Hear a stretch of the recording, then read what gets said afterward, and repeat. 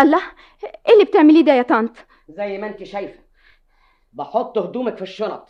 هو ايه المناسبة؟ عشان هتسافري. هسافر؟ ايوه هتسافري.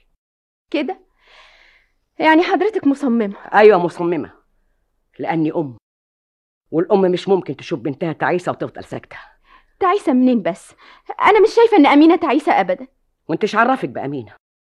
تعرفي ايه عن شعورها؟ تعرفي ايه عن العذاب اللي بتحس بيه الست لما تكون وحشه؟ ها؟ حد كان يعرف شعوري انا ايه لما كنت في سنها؟ ابدا ابدا. الست الوحشه عمرها ما تعترف بانها وحشه، لكن بتبقى عارفه نفسها كويس وبتكتم في قلبها. الرجاله لما كنت بقف جنبهم ما كانوش بيحسوا بوجودي، لكن ساعه ما تمر واحده تانية قدامهم تتبحلق عينيهم وتتفك عقده لسانهم. وايه السبب؟ لان الست التانية حلوه وجميله وانا وحشه. ولما كنت بطلع الاتوبيس ويكون زحمه ما حدش كان بيوقف لي عشان اخد مطرحه، انما لو طلعت واحده تانية غيري كانت الرجاله كلها بتقف لها. عشان ايه؟ عشان الست التانية كانت حلوه وجميله وانا وحشه. امينه مش لازم تمر بالتجربه اللي انا مريت بيها ابدا. تجربه ايه بس؟ تجربه ايه؟ التجربه اللي انا مريت بيها مع مامتك. ماما؟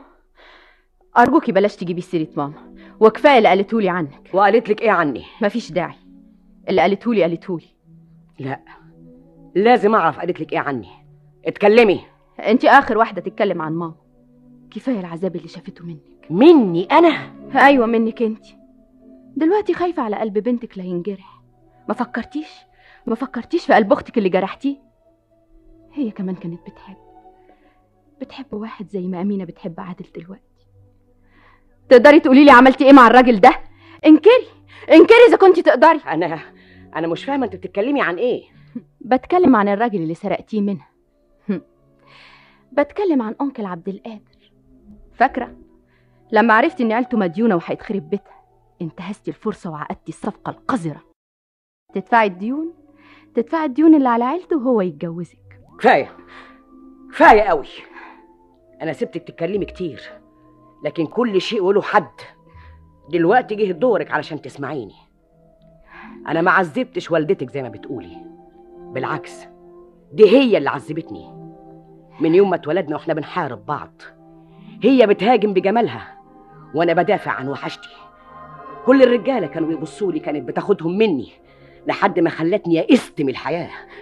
وفي يوم اتعرفت بعبد القادر وحبيته وكان املي في الحياه، وفجاه ظهرت والدتك وفضلت تشغله لغايه ما حسيت انه هيضيع من ايدي. اترجيتها، ايوه اترجيتها هنا في نفس الاوضه دي. اترجيتها انها تسيبهولي، لكن ما رضيتش. مش ممكن ابدا، مش ممكن ماما تعمل كده. في الوقت ده صممت اني انا لازم اشتري عبد القادر بفلوسي واحارب الجمال بالمال. ايوه اشتريت عيلته كلها بفلوسي. انا كنت عارفه ان عبد القادر بيكرهني، لكن ده ما كانش يهمني قد ما كان يهمني اني انا انتقم. زينات، لاخر مره بقولك سيبي البيت. وانا لاخر مره بقولك لا، مش هسيب عادل كمان. عادل؟ انت؟ ايوه انا بحبه. وامينه؟ ما تهمنيش. لا لازم تهمك، وانا هعرف ازاي اخرجك من البيت. انت بتهدديني؟ اخرجي من بيتي يا حربايه، خربت البيوت. الله، تعالي هنا، تعالي. رايحه فين؟ فوتي قدامي. الله ايه ده؟ حفيظه انت بتعملي ايه؟ الحقني يا انكل. الله